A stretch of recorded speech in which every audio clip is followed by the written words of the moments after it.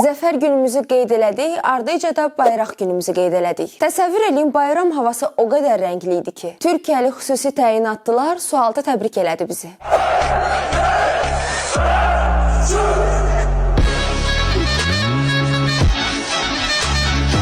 Hələ başımızın üstündə uçan qırıcı təyyarələr, helikopterləri demirəm. Nümayiş olunan yeni növ ağıllı silahlar düşmən ürəyi partladırdı. O əzəmətli paraddan, bayraq günündən sonra qabağıma çıxan xəbərə baxın. Polis zibillikdən Azərbaycan və Türkiyə bayraqlarını görüb götürür. Zibillikdən Türkiyənin Azərbaycan bayrağını yedir.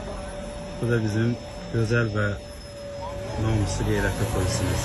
Özə fikir verin, götürəndə həm təəccüb içindədir, həm də utanır. Kim olsa utanır. Ən azından bu bayraqları atan adamların yerinə utanır. Əgər daşımayacaqsınızsa o bayraqları götürüb küçəyə düşməyin. Parada gələndən sonra belə eləyəcəksinizsə, siz zəhmət olmasa gəlməyin.